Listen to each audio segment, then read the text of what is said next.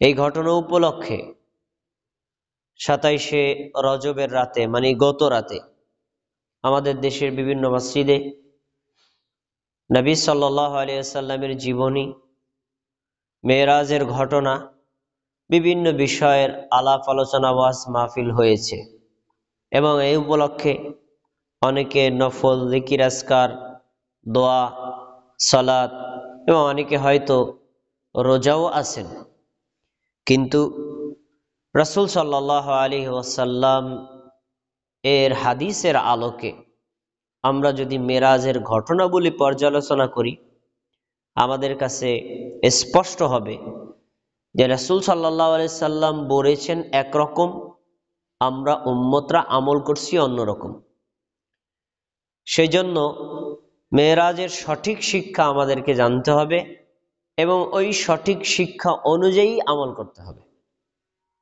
প্রিয় ভাইয়েরা, মেরাজের ঘটনা আমরা আলেম ওলামাদের মুখে অনেকবার শুনেছি, তাই এই ঘটনাকে বিস্তারিত আকারে বলে আপনাদের সময় নষ্ট না করে অতি সংক্ষিপ্তভাবে ঘটনাটা পেশ করব। তারপরে সেখান থেকে আমরা কি কি শিক্ষা পাই, এই শিক্ষাগুলো আমি আপনাদের সামনে তুলে ধরার চেষ্টা করব ইনশাআল্লাহ। নবী মুহাম্মদ সাল্লাল্লাহু আলাইহি ওয়াসাল্লামের মেরাজের ঘটনা বুখারী, মুসলিম, তিরমিজি, আবু দাউদ, নাসাই সহ প্রসিদ্ধ অপ্রসিদ্ধ সব হাদিসের কিতাবেই বর্ণিত আছে। কোরআনুল কারিমে আল্লাহ রাব্বুল আলামিন 3টি সূরায় সংক্ষিপ্ত আকারে আলোচনা করেছেন। সূরা বনী ইসরাইল, সূরা তাকওয়ির এবং সূরা নাজম, এই 3টি সূরায় সংক্ষিপ্ত আকারে তুলে ধরেছেন। আল্লাহ রাব্বুল আলামিন সূরাতুল বনী ইসরাইল 1 নম্বর আয়াতে বলেন, সুবহানাল্লাযী আসরা বিআবদিহি লাইলাম মিনাল মাসজিদিল হারাম ইলাল মাসজিদিল আকসা। পবিত্র সে আল্লাহ, যে আল্লাহ তার নিজ বান্দাকে বাইতুল্লাহকে থেকে বাইতুল আকসা পর্যন্ত ভ্রমণ করিয়েছেন। আর যখন তিনি ভ্রমণ করিয়েছিলেন তখন তার চতুর্পার্শ্ব করেছিলেন বরকতময়, কল্যাণময়। কেন? লিনুরিয়াহু মিন আয়াতিনা, আল্লাহ যেন তার বড় বড় নিদর্শনগুলো আমাদের নবীকে দেখাতে পারেন। ইন্নাহু হুয়াস সামিউল বাসীর, নিশ্চয়ই তিনি জ্ঞানী এবং সবকিছু দেখেন। এই আয়াত থেকে একটা কথা আমরা পাই, আল্লাহ রাব্বুল আলামিন তার নবী মুহাম্মদ সাল্লাল্লাহু আলাইহি ওয়াসাল্লামকে বাইতুল্লাহ থেকে বাইতুল মুকাদ্দাস পর্যন্ত একই রাতে ভ্রমণ করিয়েছেন। এই অংশটুকু কোরআন দ্বারা প্রমাণিত, মানে ইসরা। আর বাইতুল মুকাদ্দাস থেকে 7 আসমানের যে ভ্রমণের ইতিহাস, এটা হাদিস দ্বারা প্রমাণিত। তাই জন্য কোরআনেও এই ঘটনা উল্লেখ করা আছে এবং হাদিসেও এই ঘটনা উল্লেখ করা আছে। তাই কোরআন এবং হাদিসের সমন্বিতভাবে আমাদের বিশ্বাস করতে হবে নবী সাল্লাল্লাহু আলাইহি সাল্লাম সশরীরে জাগ্রত অবস্থায় সুস্থ মস্তিষ্কে মেরাজে গমন করেছিলেন, অতঃপর সেখান থেকে এসেছেন। আসুন, হাদিসে বিশাল বড় হাদিস উল্লেখ করা, ঘটনাও অনেক কিছু, আমরা এই ঘটনাগুলো শুনেছি। তবে আমি আপনাদের সামনে এক নজরে বলে তারপর শিক্ষাগুলো তুলে ধরি। রাসূল সাল্লাল্লাহু আলাইহি সাল্লাম বাইতুল্লাহ ছিলেন, অতঃপর সেখান থেকে জিবরাইল আসলেন, আমাদের নবীকে নিয়ে গেলেন জমজম কূপের কাছে। তার এই বুকটাকে ফাড়লেন, তার হৃৎপিণ্ড বের করলেন, জমজমের পানি দ্বারা ধৌত করলেন। তারপরে 2টা পাত্র নিয়ে আসা হলো, একটা পাত্র আনা হলো, ওই পাত্রের ভিতরে ছিল হিকমত আর ঈমান। ওই হিকমত আর ঈমান আমাদের নবীর কলবে ঢেলে দেওয়া হলো। আবার পেটটাকে ঠিক করে দেওয়া হলো। তারপরে সেখান নিয়ে আসা হলো বোরাক। রাসূল সাল্লাল্লাহু আলাইহি ওয়াসাল্লাম বোরাকের উপর আরোহণ করলেন। ওখান থেকে তাকে নিয়ে চলে গেলেন তিনি ফিলিস্তিনের বাইতুল মুকাদ্দাস মসজিদে। বাইতুল মুকাদ্দাস মসজিদে যখন ঢুকবেন, বোরাকটাকে বেঁধে রাখলেন, মসজিদের মধ্যে ঢুকলেন। ঢোকার পরে তিনি 2 রাকাত নামাজ পড়লেন। নামাজ পড়ে মসজিদ থেকে বের হয়ে গেলেন। আবার তিনি বোরাকের উপর আরোহণ করলেন, জিবরাইল আলাইহিস সালাম মুহাম্মদ সাল্লাল্লাহু আলাইহি ওয়াসাল্লামকে নিয়ে প্রথম আসমান গেলেন, দ্বিতীয় আসমান গেলেন, তৃতীয় আসমান গেলেন, এভাবে 7টা আসমান ভ্রমণ করে ঊর্ধ্ব আকাশে আরোহণ করলেন। এই যে বাইতুল মুকাদ্দাস থেকে 7 আসমানের উপর পর্যন্ত গমন করা, ওইখান থেকে ফিরে আসা, এই অংশটাকে বলা হয় মেরাজ। আর বাইতুল্লাহ থেকে বাইতুল মুকাদ্দাস পর্যন্ত ভ্রমণ, এই অংশটাকে বলা হয় ইসরা। এখন তিনি যখন জিবরাইলের মাধ্যমে ভ্রমণ করেছিলেন, প্রথম আসমানে গেলেন, সেখানে দেখা হলো এক নবীর সাথে। দ্বিতীয় আসমানে গেলেন, সেখানে দেখা হলো দুইজন নবীর সাথে। তৃতীয় আসমানে গেলেন, দেখা হলো আরেক নবীর সাথে। এভাবে পরস্পর বিভিন্ন নবীদের সাথে সাক্ষাৎ হাদিসে পাওয়া যায়। 7টি আসমানে 8জন নবীর সাথে আমাদের নবীর সাক্ষাৎ হয়েছে। প্রত্যেক নবীর সাথেই তিনি সালাম বিনিময় করেছেন, কথোপকথন করেছেন। সব নবীরাই তাকে স্বাগতম জানিয়েছেন এবং তার জন্য কল্যাণকর দোয়া করেছেন। রাসূল সাল্লাল্লাহু আলাইহি ওয়াসাল্লাম বলেন, আমি 7 আসমানের উপরে সিদরাতুল মুনতাহায় গেলাম। সিদরাতুল মুনতাহা ভেদ করে আল্লাহ যত দূর ইচ্ছা আমাকে তত দূর নিলেন। নেওয়ার পরে ফা আওহাল্লাহু ইলাইয়া মা আওহা, আল্লাহ আমার উপর যা ওহী করার তা করলেন। যা ওহী করার তা করলেন। কি কি ওহী করেছেন বিস্তারিত কথা আমাদের নবী বলেন নাই, কারণ যতটুকু আমাদের জন্য দরকার ততটুকু বলেছেন, আর যতটুকু আমাদের জন্য দরকার না, নবীর জন্য দরকার, ততটুকুই তিনি জেনেছেন, শুনেছেন, নিজের মধ্যে রেখেছেন। এখন আল্লাহর সাথে সাক্ষাৎ করা শেষ হয়ে গেল। অতঃপর সেখান থেকে তিনি আবার দুনিয়ার জমিনে ফিরে আসতে শুরু করলেন। ফিরে আসার সময় দেখা হয়েছিল 6ষ্ঠ আসমানে মুসা আলাইহিস সালামের সাথে। মুসা আলাইহিস সালাম আমাদের নবীকে প্রশ্ন করলেন, মা ফারাদাল্লাহু লাকা আলা উম্মাতিক, আজকের এই মহা ঐতিহাসিক রাতে আল্লাহ তাআলা আপনার নবীর উপর, আপনার উম্মতের উপর কি ফরজ করেছেন? কুলতু, আমি বললাম, খামসিনা সালাতান, আল্লাহ তাআলা আমার উম্মতের উপর আজ থেকে দিবারাত্রি 24 ঘন্টায় 50 ওয়াক্ত নামাজ ফরজ করছেন। তো এই কথা যখন মুসা আলাইহিস সালামকে বললেন, মুসা আলাইহিস সালাম বললেন, ফারজি ইলা রাব্বিক ফাইন্না উম্মাতাকা লা তুতিকু যালিক, এখনই আপনি আপনার আল্লাহর কাছে ফেরত যান, গিয়ে তার কাছে এটাকে কমায় আনার আবেদন করেন। আপনার উম্মত দিবারাত্রি 24 ঘন্টায় 50 ওয়াক্ত নামাজ পড়তে পারবে না। আমি তার কথা অনুপাতে আল্লাহর কাছে ফিরে গেলাম। আল্লাহ তাআলা ওখান থেকে অর্ধেক কমায় দিলেন। আবার মুসা আলাইহিস সালামের কাছে আসলাম, তিনি আবার পাঠালেন। তারপর আল্লাহর কাছে আবার গেলাম, তিনি আবার কমায় দিলেন। এভাবে কমাতে কমাতে কমাতে কমাতে 50 থেকে রইল কয় ওয়াক্ত? 5 ওয়াক্ত। আর আমরা কিন্তু এখনই 5 ওয়াক্ত সালাতই আদায় করি। আচ্ছা, 5 ওয়াক্ত সালাত যখন রইল, এই বিধান নিয়ে আসছিলাম, তখন মুসা আলাইহিস সালাম বললেন, এইটাও পারবে না, আপনি আবার যান, গিয়ে আল্লাহর কাছ থেকে আরো কমায় আনেন। তখন আমাদের নবী যে কথাটা আমাদের মুসা নবীকে বলেছিলেন, সেই কথাটা হুবহু সহিহ মুসলিমে সংকলন করা আছে। তিনি বলছেন, ফাস্তাহিয়াইতু রব্বি, আমি আমার রবের কাছে, আমি আমার আল্লাহর কাছে বারবার যেতে লজ্জা পাই, শরম পাই। কেন? আল্লাহ তাআলা দিয়েছিলেন 50 ওয়াক্ত নামাজ। আমার উম্মত যদি 50 ওয়াক্ত নামাজ পড়তো, 50 ওয়াক্ত নামাজের নেকি পাইতো। আর আপনি যখন বললেন পারবে না, তো আমি গেলাম, আল্লাহ কমায় দিলেন, কমাতে কমাতে 5 ওয়াক্ত রইল। এখন যদি আবারও যাই, আরো কমবে। আল্লাহ বিধান বেশি দিতে চান, নেকি বেশি দিতে চান, আমি কমায় আনি, এটা একটা শরমের ব্যাপার না? তখন আমাদের নবী সাল্লাল্লাহু আলাইহি সাল্লামের নিকটে আল্লাহ তাআলা সেই আরশ থেকে একটা বাণী পেশ করেছেন। এই বাণীটা সহিহ বুখারীতে এখনো সংকলন করা আছে। তিনি বলছেন, লা ইউবাদদালুল কওলু লাদাইয়া হিয়া খামসু ওয়া হিয়া খামসুন। নবী মুহাম্মদ সাল্লাল্লাহু আলাইহি সাল্লাম, তুমি শোনো, আমি আল্লাহ, আমার কথার কোনো পরিবর্তন নাই। তুমি আমার নবী, তুমি যে আবেদন করেছো ওইটারও কোনো পরিবর্তন নাই। আমি আল্লাহ ফরজ করেছিলাম 50 ওয়াক্ত, এইটাও ঠিক থাকবে। তোমার আবেদনের প্রেক্ষিতে 5 ওয়াক্ত, ওইটাও ঠিক থাকবে। কিভাবে ঠিক? তোমার উম্মত আদায় করবে 5, আমি আল্লাহ নেকি দিয়ে দেব 50 ওয়াক্ত নামাজের। সুবহানাল্লাহি ওয়া বিহামদিহি। এই হাদিস প্রমাণ করে, যদি কোনো নারী, যদি কোনো পুরুষ, যদি কোনো যুবক, যদি কোনো যুবতী, যদি কোনো মুমিন, যদি কোনো মুসলিম দিবারাত্রি 24 ঘন্টায় 5 ওয়াক্ত নামাজ আদায় করে, আল্লাহ রাব্বুল আলামিন তার উপর খুশি হয়ে 10 গুণ বাড়িয়ে 50 ওয়াক্ত নামাজের নেকি দিয়ে দিবেন। প্রিয় ভাই, যদি কোনো ব্যক্তি যদি 5 ওয়াক্ত নামাজ আদায় করে 50 ওয়াক্ত নামাজের নেকি পাবে। আর যদি 5 ওয়াক্ত নামাজ আদায় না করে, তাহলে তার 5 ওয়াক্তের নেকি যাবে না, তার 50 ওয়াক্ত নামাজেরই নেকি ছুটে যাবে। তাহলে এটা বান্দার জন্য আল্লাহর পক্ষ থেকে এক বড় নিয়ামত, বড় হাদিয়া। যেই মুমিন, যে মুসলিম 5 ওয়াক্ত নামাজ আদায় করে না, তার চাইতে বড় নেমক হারাম আর হতেই পারে না। কারণ আল্লাহ দিতে চান বেশি, কিন্তু সে নিতে চায় না। আচ্ছা, আমি এই যে মেরাজের ঘটনাটা খুব সংক্ষেপে বললাম, বিস্তারিত আর অনেক কথা আছে।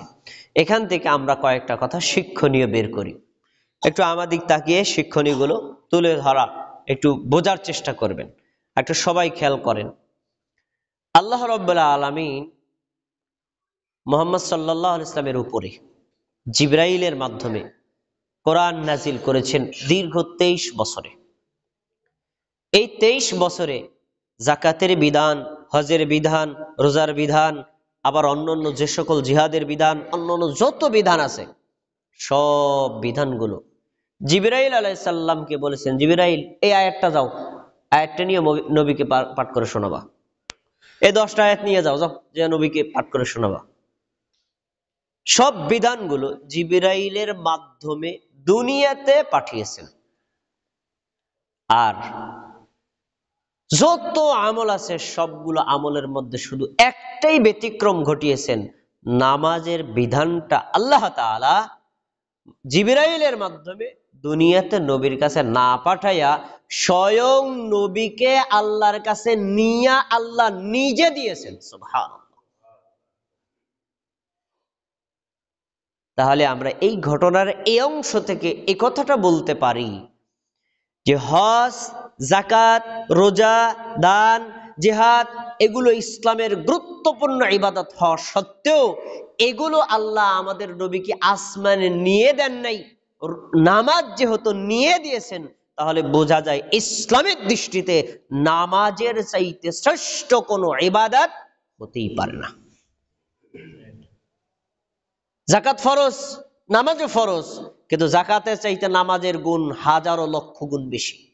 রোজা ফরজ, নামাজও ফরজ, রোজার চাইতে নামাজের গুরুত্ব হাজারো লক্ষ গুণ বেশি। হজ করা ফরজ, হজের চাইতে নামাজের গুরুত্ব হাজারো লক্ষ গুণ বেশি।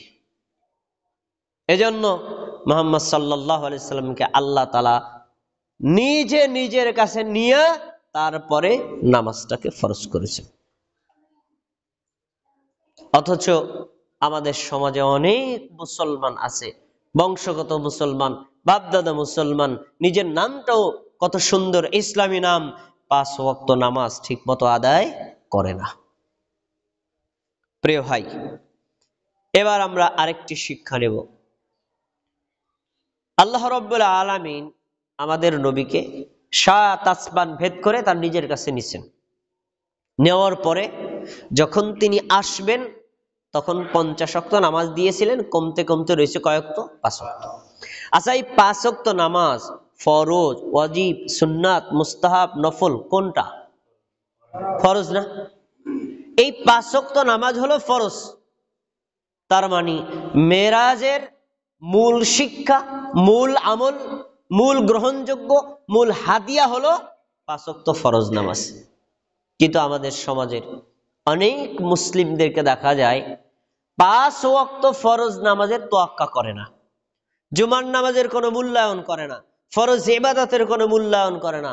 অথচ সবে মেরাজ উপলক্ষে তারা মসজিদে একেবারে সন্ধ্যা থেকে, এশার পর থেকে ফজর পর্যন্ত বিভিন্ন জিকির, আজকার, দোয়া, দরুদ, দোয়া কালাম, বিভিন্ন নফল ইবাদতে লিপ্ত হয়। এটা হলো কেমন জানেন? একটু আমার দিকে খেয়াল করেন। একজন ব্যক্তি বিদেশ থাকে, তার একটা ছেলে আছে, বাড়িতে মার কাছে থাকে। ছেলেটা পড়াশোনার উপযুক্ত হয়েছে, কিন্তু পড়াশোনা করে না, বাবা নাই। তাই বাবা দূর থেকে ফোনে ছেলেকে বলছে, বাবা তোমার আমি একটা কথা বলি, সামনে তোমার এসএসসি পরীক্ষা, 6 মাস সময় আছে। তুমি যদি পড়াশোনা করে এসএসসি পরীক্ষায় তুমি A+ পাও, A গ্রেড পাও, ভালো মানের ফলাফল করতে পারো, তাহলে আমার পক্ষ থেকে তোমাকে একটা হাদিয়া, সেটা হলো আমি তোমাকে একটা দামি মোটরসাইকেল কিনে দেব। আমার চাচারা কথাটা একটু শোনেন, দামি একটা মোটরসাইকেল কিনে দেব। তো ছেলে খুব খুশি। এবার ছেলেটা খুশিতে এই 6 মাস সময়ের মধ্যে ঢাকার শোরুম, বরিশালের শোরুম, মাদারীপুরের শোরুম, তারপর আবার আপনার শরীয়তপুরের শোরুম, পালসারের শোরুম, অন্যান্য যত ভালো ভালো গাড়ির শোরুমে সে মডেল চয়েস করতেছে, আমি কোন মডেলটা কিনবো আর কোন মডেলটা আমার পছন্দ, কোনটা চালাইলে আমি আরাম পাবো।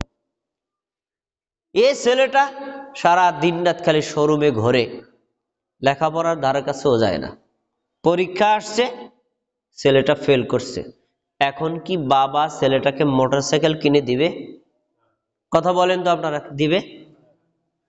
আচ্ছা, বাবা যে মোটরসাইকেল কিনতে দিয়েছিল এটা শর্ত দিছে না? শর্তটা কি ছিল? তুমি যে ঠিক মতো পড়াশোনা করো, ভালো ফলাফল করো, তাহলে কিনে দিব। আর যদি পড়াশোনা না করো, ভালো ফলাফল না করো, তাহলে কিনে দিব না।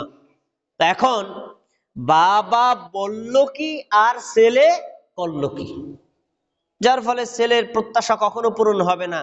আমরা এই উদাহরণটাকে ঠিক এই জায়গায় লাগাই। আল্লাহ রব্বুল আলামিন রজবে আমাদের নবী মুহাম্মদ সাল্লাল্লাহু আলাইহি ওয়াসাল্লামকে নিয়েছেন না অন্য কোনো মাসে নিয়েছেন, সে বিতর্ক আলাদা, কিন্তু আল্লাহর কাছে নিয়েছেন, এটা সত্য। এখন নেওয়ার পরে আল্লাহ তাআলা কোনো 2 রাকাত নফল নামাজ পড়তে বলেন নাই, কিছু জিকির আজকার করতে বলেন নাই, দোয়া দুরূদ পড়তে বলেন নাই, মোনাজাত করতে বলেন নাই, মিলাদ দোয়া অনেক কিছু করতে বলেন নাই, অথবা একটা রোজা রাখতে হবে তাতে বলেন নাই, 5টা রোজা রাখতে হবে তাতে বলেন নাই। শুধু বলেছেন আজকে তুমি আসছো না, তোমাকে দিয়া দিলাম 5 ওয়াক্ত ফরজ নামাজ। এখন বান্দা যদি 5 ওয়াক্ত ফরজ নামাজই আদায় না করে, মিরাজ পালন করা হবে? আল্লাহ বললেন 5 ওয়াক্ত ফরজ নামাজ আমি করে দিলাম, তুমি 24 ঘন্টা 5 ওয়াক্ত ফরজ নামাজ পড়লেই তো মেরাজের মূল হাদিয়া গ্রহণ করা হয়। কিন্তু বাঙালি জাতি 5 ওয়াক্ত নামাজ আদায় করবে না, বছরে 1 রাত গিয়ে সেই মেরাজের রাতে জিকির আজকার করে। তো কি লাভটা কি? আল্লাহ বলল কি আর তুমি করলা কি? এটা হলো বোঝার ভুল। তো কোনো ব্যক্তি যদি 5 ওয়াক্ত নামাজ আদায় না করে, সে মেরাজের রাত উপলক্ষে সারা রাত ইবাদত করলেও কোনো লাভ হবে না।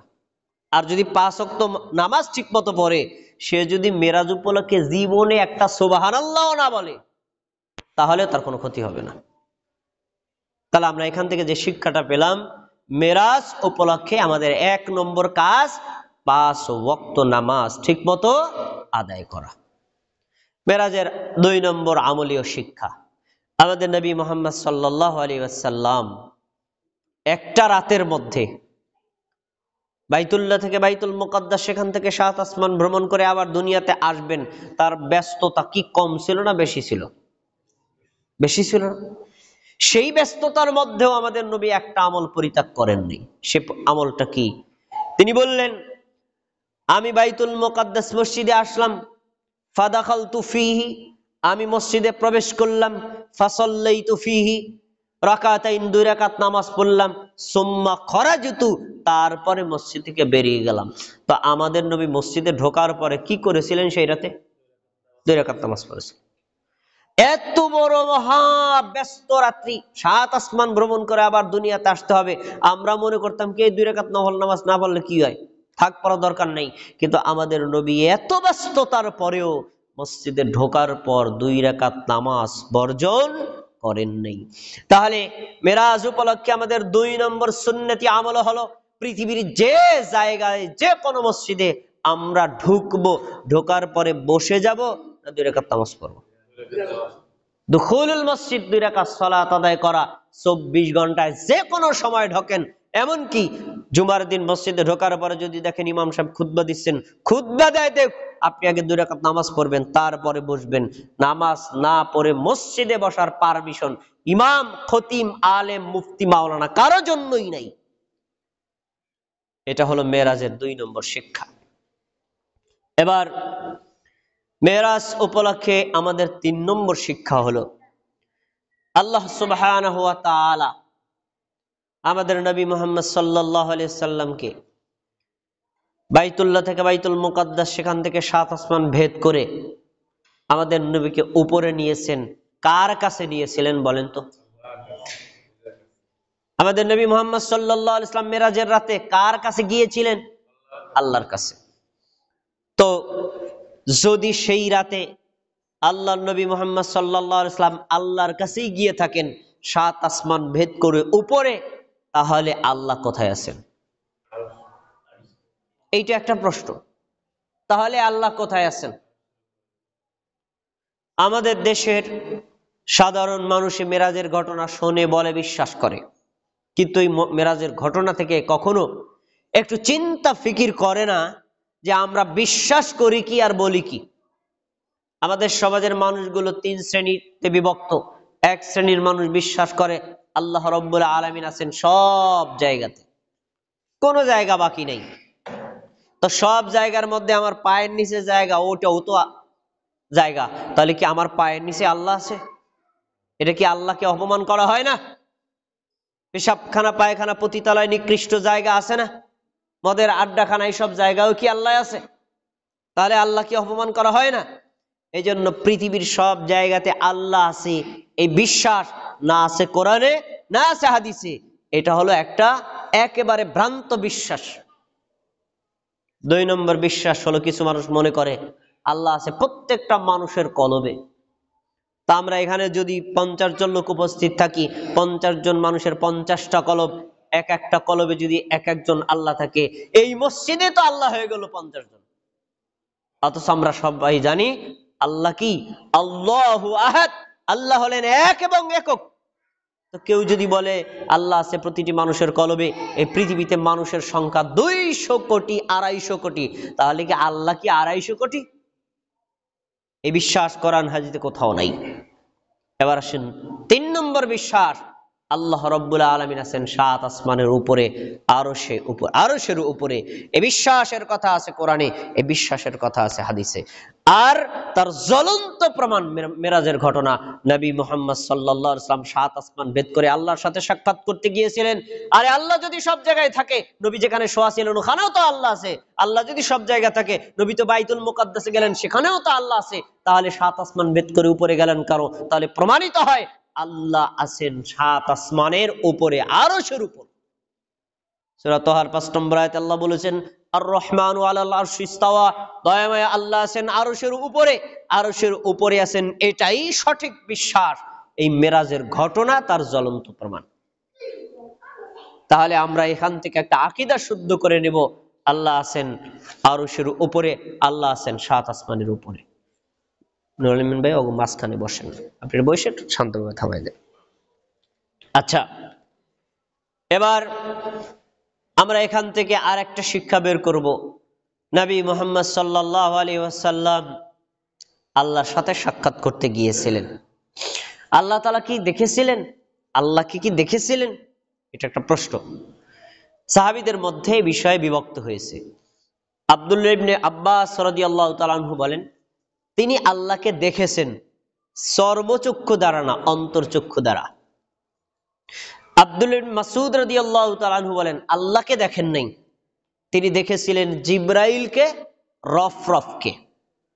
জিবরাইলকে দেখেছেন এমন অবস্থায়, আমাদের নবী জিবরাইলকে 2 বার সচক্ষে দেখেছিলেন। একবার প্রথমবার যখন হেরা গুহায় ওহী নিয়ে এসেছিলেন, তখন তিনি দেখেছিলেন জিবরাইলের নিজের আকৃতিতে। এছাড়া যতবার দেখেছেন সবগুলো দেখেছেন মানুষের আকৃতিতে, অন্য কোন আকৃতিতে।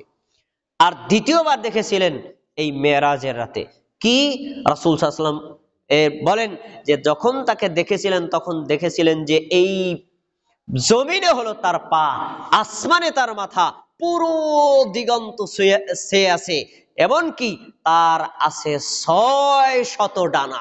সুবহানাল্লাহ। জিবরাইলকে নিজ আকৃতিতে দেখেছিলেন, আল্লাহকে দেখেন নাই। তাহলে 2 জন সাহাবীর মধ্যে মতভেদ পাওয়া গেল।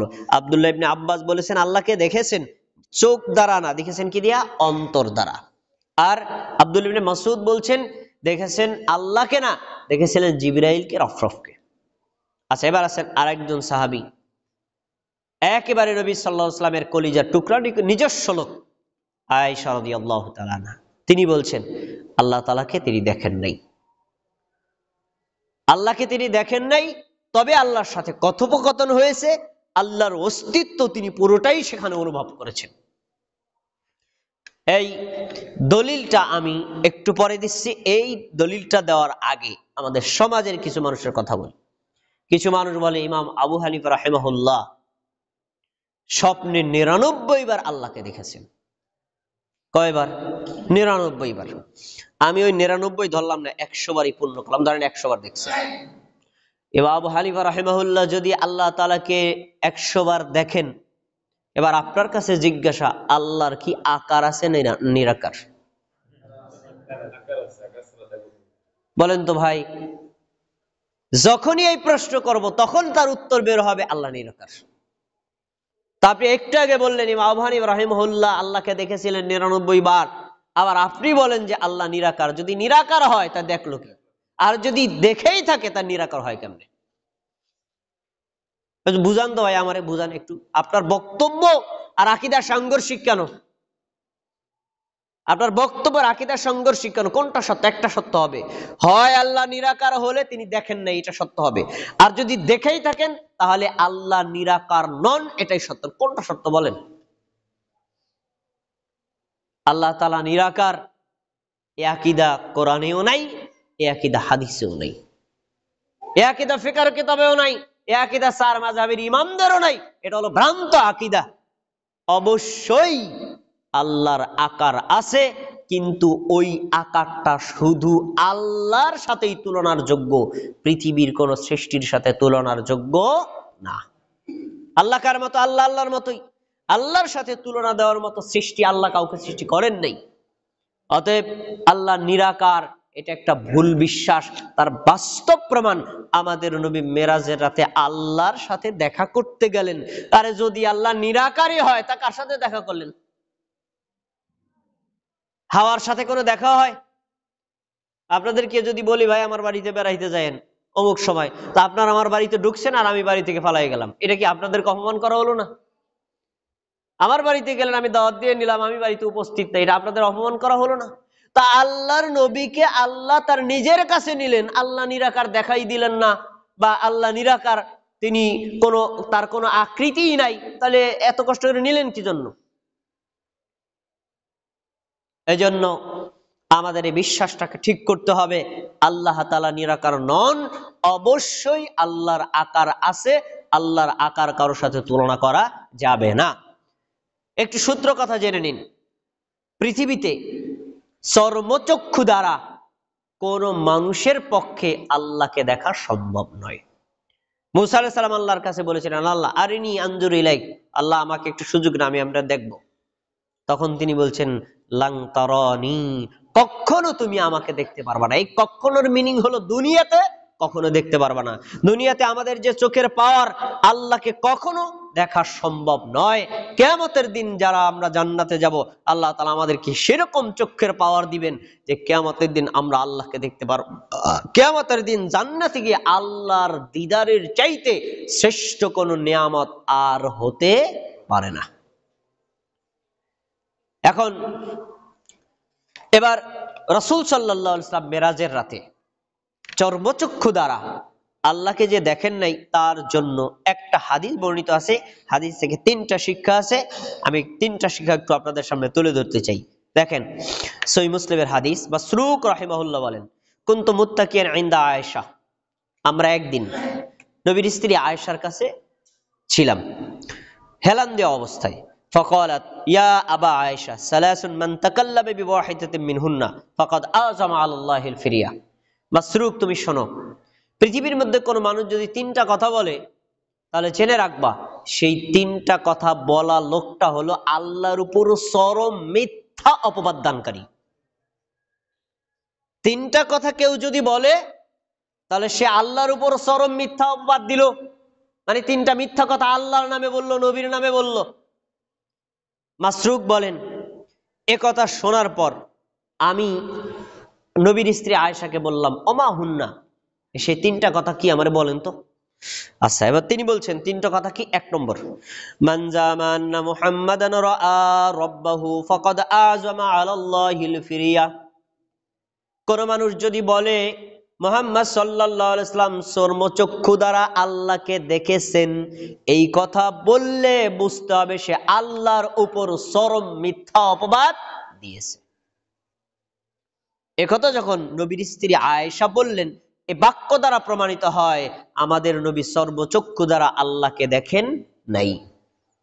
তখনই মাসরুক বলেন, আমি তখন হেলান দেওয়া থেকে সোজা হয়ে বসলাম। কি বললেন? গুরুত্বপূর্ণ কথা, আমার তো বুঝতে হবে। তখন আমি বললাম, আপনি একটু অপেক্ষা করেন। আল্লাহ তাআলা কি কোরআন মাজিদে বলেন নাই, ওয়ালাকাদ রাআহু বিল উফুকিল মুবিন, তিনি তাকে সুস্পষ্ট দিগন্তে দেখেছিলেন। ওয়ালাকাদ রাআহু নাজরাতাল উখরা, তিনি তাকে দ্বিতীয়বার দেখেছিলেন। এই যে তিনি তাকে, তিনি মানে আমাদের নবী, তাকে মানে আল্লাহকে। তাহলে কোরআনেই তো বলে যে আমাদের নবী আল্লাহকে দেখছেন, আপনি বলেন দেখেন নাই, এটা আবার কেমন কথা? এ কথা বলছে মাসরুক নবীর স্ত্রী আয়েশাকে। এবার দেখেন কোরআনের আয়াতের ব্যাখ্যা কিভাবে হাদিস থেকে আসে। তখন আয়েশা বলছেন, আনা আউয়ালু হাযিহিল উম্মতি সাআলা আন যালিকা রাসূলুল্লাহ সাল্লাল্লাহু আলাইহি ওয়াসাল্লাম। এই দুইটা আয়াত সম্পর্কে এই উম্মতের মধ্যে আমাদের নবীকে সর্বপ্রথম আমি প্রশ্ন করেছি, আমার আগে কেউ প্রশ্ন করে নাই। আমি নবীকে জিজ্ঞেস করেছি, তিনি তাকে, তিনি মানে তো আপনি বুঝলাম, কিন্তু তাকে মানে আল্লাহকে, আপনি কি আল্লাহকে দেখেছিলেন? আয়াতেই কথা বলে। তখন আমাদের নবী মুহাম্মদ সাল্লাল্লাহু আলাইহি সাল্লাম বলেছেন, শোনো না, ইন্নামা হুয়া জিবরিলু লাম আরাহু আলা সূরাতিহি। এই আয়াতের তাকে দ্বারা উদ্দেশ্য আল্লাহকে না, তাকে দ্বারা উদ্দেশ্য জিবরাইলকে। আমি জিবরাইলকে জীবনে দুইবার নিজ আকৃতিতে দেখেছি, একবার মেরাজের রাতে, আর একবার হলো প্রথমবার যখন ওহী নিয়ে আসেন। সেই জিবরাইলকে বোঝানো হয়েছে, আল্লাহকে না।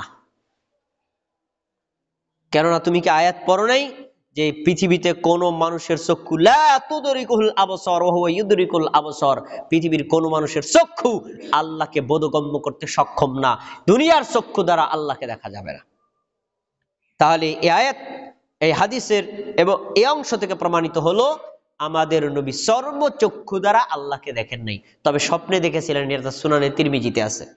নবী সাল্লাল্লাহু আলাইহি ওয়াসাল্লাম বলেন, আতানিল লাইলাতু রাব্বি, আমার রব স্বপ্নে আমার নিকটে আসলেন, আমি দেখলাম ফি আহসানি সূরাতিন, খুব চমৎকার আকৃতিতে আমার রব আমার কাছে এসেছেন। তাহলে আমাদের নবী স্বপ্নে দেখেছিলেন, এটা আছে, সচক্ষে দেখেন নাই। এক নম্বর। দুই নম্বর,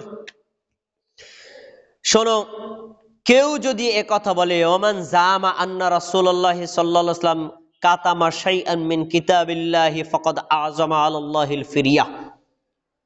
দুই নম্বর, কেউ যদি বলে মুহাম্মদ সাল্লাল্লাহু আলাইহি ওয়াসাল্লাম আল্লাহর দেওয়া ওহীর কিছু অংশ গোপন করেছেন আর কিছু অংশ প্রকাশ করেছেন, এ কথা কেউ যদি বলে, তাহলে সে আল্লাহর উপর চরম মিথ্যা অপবাদ দিল।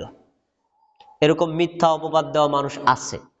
দেখবেন কিছু মানুষ বলে আল্লাহর কালাম হলো 90,000, 30,000 জাহিরি আর 60,000 হলো বাতিনি। 30,000 জাহিরি কি? ওই যে কোরআনের আয়াতগুলো হলো 30 পারা, তো 30 পারা আয়াতকে তার বলে 30,000, এগুলো হলো জাহিরি। তো আর বাকি যে 60,000, এটা বাতিনি। আল্লাহ তো আল্লাহ নবী এটা বলেন, এটা গোপন রাখছেন। এটা আছে কোথায়? এটা হলো পীর সাহেবের সিনা বাই সিনা আসে। পীর হলে আর মুরিদ হলে তুমি বুঝতে পারবা, পীর মুরিদ না হলে এটা বুঝতে পারবা না। তাইলে এই যে কথা, এই কথা দ্বারা বোঝা যায় আমাদের নবী আল্লাহর কিছু ওহী গোপন করেছেন। আমাদের নবীর স্ত্রী বললেন, কেউ যদি বলে নবী আল্লাহর কোন ওহী গোপন করেছেন আর কিছু ওহী প্রকাশ করেছেন, এই কিছু ওহী গোপন করেছেন, এ কথা বললে সে আল্লাহর উপর চরম মিথ্যা অপবাদ দিল। কারণ আল্লাহ আমাদের নবীকে বলেছেন, ইয়া আইয়ুহার রাসূল বাল্লিগ মা উনজিলা ইলাইকা মির রাব্বিক, রাসূল শোনেন, আল্লাহর পক্ষ থেকে আপনার কাছে যা নাজিল করা হয়েছে আপনি সব পৌঁছে দেন। কিছু গোপন রাখবেন, কিছু বলে দিবেন না, এমন হবে না, সবই পৌঁছাই দিতে হবে। তাহলে আল্লাহ যে নবীকে বলেছিলেন সব পৌঁছাই দিতে, নবী কি কিছু গোপন রেখেছেন? তাহলে এই যে মারেফাত আর হাকিকতের নামে যত ভণ্ডামি শয়তানি, এগুলো কোরআন হাদিসে নাই। ইসলামী সবই প্রকাশ্য, কোনো কিছু বাতিনি বলতে কিছুই নেই। এজন্য যারা এই কথা বলে 60,000 বাতিনি, ওটা চরম মিথ্যা কথা, আল্লাহর উপর মিথ্যা কথা, নবীর উপর মিথ্যা কথা, এগুলো কোরআন হাদিসে কোথাও বর্ণিত হয়নি। এবার 3 নম্বর, ওমান জামা আন্নাহু ইউখবিরু বিমা ইয়াকুনু ফি গাদিন ফাকাদ আযমা আলাল্লাহিল ফিরিয়া। কোন মানুষ যদি বলে নবী মুহাম্মদ সাল্লাল্লাহু আলাইহি ওয়াসাল্লাম গায়েবের সংবাদ জানতেন, আগামীকাল কি হবে সেটাও জানতেন, পিছনে কি হয়েছে ওইটাও জানতেন, চলমান কি হচ্ছে এটাও জানতেন, নবী গায়েব জানে, এই কথা যদি কেউ বিশ্বাস করে, তাহলে সে লোকটা আল্লাহর উপর চরম মিথ্যা অপবাদ দিল।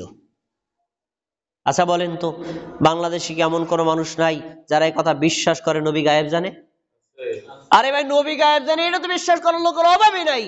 এমন কি অনেক মানুষ বিশ্বাস করে ল্যাংটা পিসাবো বলে গায়েব জানে। কত বড় কুফরি কথা! অথচ গায়েব জানা এটা আল্লাহর গুণ। আল্লাহ ছাড়া পৃথিবীর কোন মানুষের পক্ষে, এমনকি ফেরেশতার পক্ষে, জিনের পক্ষেও গায়েব জানা সম্ভব না। গায়েব জানা এটা আল্লাহর একটা গুণ, এই গুণ আল্লাহ কাউকে প্রদান করেননি। এজন্য তিনি একটা দলিল দিচ্ছেন। আমাদের নবীর স্ত্রী আয়েশা তিনি দলিল দিচ্ছেন কি, কুল লা ইয়ালামু মান ফিস সামাওয়াতি ওয়াল আরদিল গায়বা ইল্লাল্লাহ, সূরাতুন নামল 65 নম্বর আয়াত। তিনি বলছেন, যদি কেউ বলে আল্লাহর নবী গায়েব জানেন, তাহলে এই আয়াতটা তারে পড়ে শোনায় দেওয়া। আয়াতটা কি বলা হয়েছে? কুল, তুমি বলো, লা ইয়ালামু মান ফিস সামাওয়াতি, আসমানে যারা থাকে তারা কেউ গায়েব জানে না, ওয়াল আরদি, জমিনে যারা থাকে তারাও গায়েব জানে না, ইল্লাল্লাহ, শুধু আল্লাহই জানে। আচ্ছা বলেন তো, আমাদের নবী কোথায় বাস করতেন? আসমান জমিনের বাইরে না মধ্যে? তা আল্লাহ যে বললেন আসমান জমিনে যারা আছে আল্লাহ ছাড়া কেউ গায়েব জানে না, তাহলে তো নবীও গায়েব জানে না। আয়াত প্রমাণ। আর কোরআনের আর একটা আয়াত আসছে, কুল, যে তুমি বলো, লা আ'লামুল গায়বা, আমি নবী গায়েব জানি না। একেবারে শব্দ স্পষ্ট, আমি নবী গায়েব জানি না। তো নবী যদি গায়েব না জানে, তার পৃথিবীরা গায়েব জানবে কে? এজন্য কোন মানুষ যদি বিশ্বাস করে আল্লাহ ছাড়া আলেম ওলামা পীর বুজুর্গ অথবা নবী রসুলগণ গায়েব জানে, তাহলে সে লোকটার ঈমান ধ্বংস হয়ে যাবে। আল্লাহ ছাড়া পৃথিবীর কেউ গায়েব জানে না। প্রমাণ, রাসূলুল্লাহ সাল্লাল্লাহু আলাইহি সাল্লাম আয়েশা রাদিয়াল্লাহু তাআলা আনহাকে নিয়ে একটা সফরে গিয়েছিলেন। তার হাড়টা হারায় গেল। হাড়টা যেখানে পড়ে গিয়েছিল সেখানে একটা উট শোয়া ছিল। রাসূল সাল্লাল্লাহু আলাইহি সাল্লামের কাছে এসে বলছে, আল্লাহ রাসূল, আমার হাড় তো খুঁজে পাই না। নবী সাল্লাল্লাহু আলাইহি সাল্লাম সব জায়গায় খুঁজলেন আর পাইলেন না, সাহাবায়ে কেরাম খুঁজলেন পাইলেন না। তারপরে যখন উটটাকে উঠাইছেন তখন এই যে হাড়। এবার বলেন তো, আমাদের নবী যদি গায়েব জানতেন তো এত সাহাবীদের কি দিয়ে খাটাখাটনি করার দরকার? কে, আমি তো গায়েব জানি, ওই উটটার উড়ো ওখানে আছে। নবী গায়েব জানতেন না। এজন্য আকীদা শুদ্ধ করে নিতে হবে, আল্লাহ ব্যতীত পৃথিবীর কেউ গায়েব জানে না। এ বিশ্বাস করা প্রত্যেকটা মুমিনের জন্য ফরজ। এরপরে আমি মেরাজ সংশ্লিষ্ট একটা হাদিস আপনাদেরকে শুনে বক্তব্যটা শেষ করে দেব, খুবই শিক্ষণীয়। নবী সাল্লাল্লাহু আলাইহি ওয়াসাল্লামের অভ্যাস ছিল প্রায় রাত শেষ হওয়ার পরে ফজর নামাজ পড়লে জিকির আজকার শেষে সাহাবীদের জিজ্ঞেস করতেন, সাহাবীরা আজকে রাতে তোমরা কেউ কোনো স্বপ্নে দেখছো? সাহাবীরা যদি কেউ কোনো স্বপ্নে দেখতো তো আমাদের নবীর কাছে বলতো, আমার নবী এই এই স্বপ্নে দেখছি। তা আমাদের নবী এই স্বপ্নের ব্যাখ্যা বলে দিতেন। একদিন তিনি ফজর সালাত আদায় করার পরে সবাইকে জিজ্ঞেস করছেন, এই তোমরা কি কেউ কোনো স্বপ্নে দেখছো? সাহাবীরা সবাই চুপ, কেউ কোনো কথা বলে না। এর মানে কি? কেউ কোনো স্বপ্নে দেখে নাই। তো আমাদের নবী বললেন, তোমরা স্বপ্নে দেখো না, আজকে আমি একটা স্বপ্ন দেখছি। এই স্বপ্নটা কার? নবীর স্বপ্ন, রাসূলের স্বপ্ন। আর নবী রাসূলদের স্বপ্ন মানে একেবারে বাস্তব আল্লাহর ওহী, এটা মিথ্যা কোনো কল্প কাহিনী নয়। কি স্বপ্ন দেখেছি শোনো। আমি স্বপ্নে দেখলাম আমার কাছে দুইজন লোক আসছে। দুইজন লোক এসে আমারে দুই হাত ধরছে, বলছে আমাদের সাথে চলেন। তা আমি তাদের সাথে রওনা দিলাম। দুইজনকে, একজন জিবরাইল, একজন মিকাইল। জিবরাইল কি মানুষটা ফেরেশতা? মিকাইল কি মানুষটা ফেরেশতা? দুইজন ফেরেশতা আমারে নিয়ে গেছে। আচ্ছা, আমি তাদের সাথে গেলাম। হাত্তা আতাইনা আলা রাজুলিন মুততাজিইন। আস্তে আস্তে আস্তে আস্তে দেখলাম এমন একটা এলাকায় যেখানে একটা মানুষ চিত হয়ে শোয়া আছে। এই সবাই কথাটা শুনবেন, হাদিসটা শোয়া আছে। আর তার পাশে একটা লোক বিশাল বড় পাথর নিয়ে দাঁড়িয়ে আছে। দাঁড়িয়ে থাকা লোকটার ওই হাতে পাথর দিয়া শোয়া থাকা লোকটার মাথার উপর পাথরটা এত জোরে মারে, মারার সাথে সাথে শোয়া থাকা লোকটার মাথা ভেঙ্গে একেবারে চুরমার হয়ে যায়। একেবারে ব্রেন যা আছে রক্ত মাংস ছিটকায় পড়ে যায়। তো যখন পাথরটা ছিটকায় দূরে চলে যায়, ওই দাঁড়িয়ে থাকা লোকটা আবার পাথর টোকাইতে যায়। পাথর টোকাইয়া মাথার কাছে এসে মাথা আবার ঠিক হয়ে গেছে। আবার বাড়ি মারে। এইভাবে অনবরত তাকে আঘাত করছে। তখন আমি দেখে অবাক হয়ে গেলাম, কি একটা অমানবিক শাস্তি। আমি বললাম কুলতু মা হাজা, এই দুজনের কি হয়েছে, এরকম কেন করো, তোমাদের কি হয়েছে? তখন এই যে আমার পাশে দুজন কি আছে বলেন তো, ফেরেশতা। তারা বলছেন এটার ব্যাখ্যা পরে বলা হবে, সামনে চলেন। আচ্ছা, সামনে রওনা দিলাম। হাত্তা আতাইনা আলা তান্নুর, আসলাম বিরাট একটা গর্ত, চুলা। এই চুলাটা এমন, উপরের মুখটা একটু সরু, ভিতরে অনেক গভীর। ওই চুলার মধ্যে ধাউ ধাউ করে আগুন জ্বলছে। যখন তীব্র আকারে আগুন জ্বলে তখন দেখি যে কিছু উলঙ্গ নারী আর পুরুষ ওই আগুনের তেজে একেবারে মনে হয় যে মুখ থেকে পড়ে যাবে, এমন অবস্থা। আবার তেজ কমে গেলে মানুষগুলো পুড়তে পুড়তে আবার নিচে চলে যায়। তা আমি বললাম মা হাজা হাজি, এই ঘটনা কি? উলঙ্গ অবস্থায় মানুষদেরকে আগুনে পোড়ানো হচ্ছে, এটা কেন? তখন ওই দুইজন ফেরেশতা বলছেন সামনে চলেন। আবার সামনে গেলাম।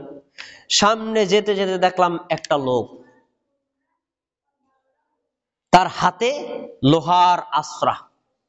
আর একটা লোক এই লোহার আশ্রা দিয়ে মানুষটার চেহারার রক্ত মাংস টাইনা সিরিয়া একেবারে বিধিখিস্তি করে ফেলছে, চেহারার সবকিছু এবারে আসর দিয়ে নষ্ট করে ফেলছে, রক্ত মাংস সব ছিঁড়ে ফেলছে। ঘটনা কি?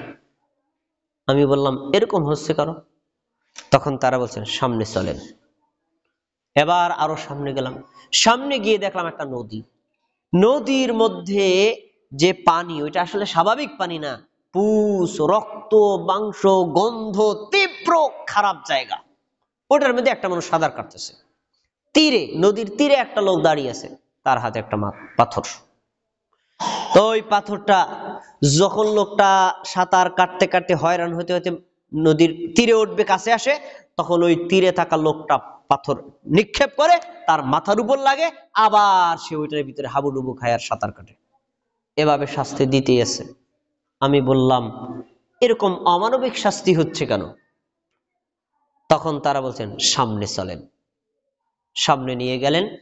এরকম তাকে জাহান্নাম পরিদর্শন, জান্নাত পরিদর্শন, জান্নাতের বিভিন্ন নিয়ামত পরিদর্শন করায়া তারপর আবার আমাকে ফেরত দিয়ে দিল। এখন এই যে ঘটনাগুলো আপনাদেরকে শোনাইলাম, ঘটনার বিশ্লেষণ আছে না? ওই ফেরেশতা দুইজন আমাদের নবীকে বিশ্লেষণ করছেন। বিশ্লেষণগুলো শোনেন। 1 নম্বরে দেখেছিল একটা লোক চিত হয়ে শুয়ে আছে, পাথর দিয়ে তার মাথা আঘাত করছে, মাথা ভেঙ্গে চুরমার হয়ে যাচ্ছে। তখন ফেরেশতা দুইজন বলছেন এরা কারা জানেন? যে লোকটার মাথা ভেঙ্গে চৌচির করা হচ্ছে ওই লোকটা হলে এমন কোরআন জেনেছে, হাদিস জেনেছে, ইসলাম ইমান বুঝেছে, আল্লাহর ফরজ বিধান জেনেছে, জানার পরেও ফজরের আজান শুনে ঘুম থেকে ওঠে নাই, ফজরের নামাজ আদায় করে নাই, এই জন্য তাকে পাথর দিয়ে আঘাত করে মাথা ভেঙ্গে চুরমার করা হচ্ছে।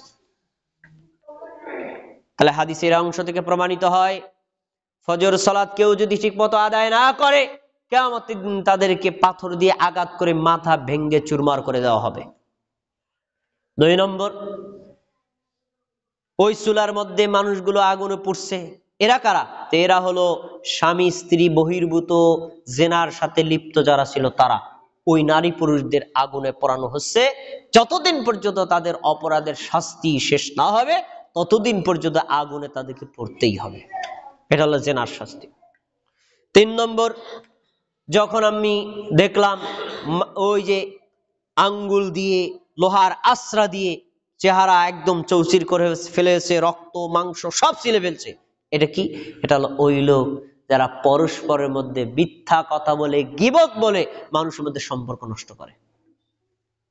আমি আপনার বিরুদ্ধে বললাম, আবার আপনি আমার বিরুদ্ধে বললেন, এরকম মানুষের মধ্যে যে একে অন্যজনের সাথে গীবত বলে, মিথ্যা কথা বলে সম্পর্ক নষ্ট করে, এই অপরাধে যারা জড়িত, গীবতের সাথে যারা জড়িত, পরনিন্দার সাথে জড়িত, মিথ্যা কথার সাথে যারা জড়িত, চগলখড়ির সাথে যারা জড়িত, কিয়ামতের দিন তাদেরকে এইভাবে আঘাত করা হবে। 4 নম্বর হলো যে লোকটারে দেখছেন পুষ রক্ত দুর্গন্ধ ময়লার মধ্যে হাবুডুবু খাচ্ছে, আবার সাঁতার দিয়ে উপরে উঠতে চায়, আবার পাথরের আঘাত খায়। এই লোকটার অপরাধ হলো দুনিয়াতে লোকটা ছিল সুদখোর। সুদখোরের শাস্তি হলো এরকম, যারা সুদ খায় তাদেরকে কিয়ামতের দিন এরকম রক্ত, পুজ, দুর্গন্ধ, ময়লা, আবর্জনার মধ্যে হাবুডুবু খেতে হবে। আর তীরে যখন আবার উঠতে চাইবে তখন আবার ফেরেশতার পাথরের আঘাতে সে জর্জরিত হবে। 4টা অপরাধ আমরা এই হাদিস থেকে পেলাম। তাহলে এই অপরাধগুলো কি আমরা করবো না ছেড়ে দিব? 1 নম্বর, কখনো ফজর সালাত কাজা করা যাবে না। শুধু ফজর নয়, 5 ওয়াক্ত সালাতই কাজা করা যাবে না। 2 নম্বর হলো কখনো আপনি জেনার সাথে লিপ্ত হতে পারবেন না। 3 নম্বর হলো কখনো ছগলখুরি, মিথ্যা কথা অথবা গীবত করা, পরনিন্দা করা, এই অপরাধের সাথে জড়িত হওয়া যাবে না। 4 নম্বর হলো সুদ খাওয়া যাবে না, সুদ দেওয়া যাবে না, সুদের সংশ্লিষ্টতা থাকা যাবে না, সুদের সাক্ষী থাকা যাবে না, সুদ সংশ্লিষ্ট কোনো কর্মের সাথে জড়িত থাকা যাবে না। এই 4টা অপরাধ রাসূল সাল্লাল্লাহু আলাইহি ওয়াসাল্লাম সেদিন জাহান্নামে গিয়ে দেখে এসেছিলেন। অতএব আমাদেরকে এই অন্যায়গুলো বর্জন করতে হবে। আল্লাহ তাবারাকা ওয়া তাআলা আমাদের সবাইকে এই ঘটনা থেকে, এ ধরনের অপরাধ থেকে বিরত থাকার তৌফিক দান করুন।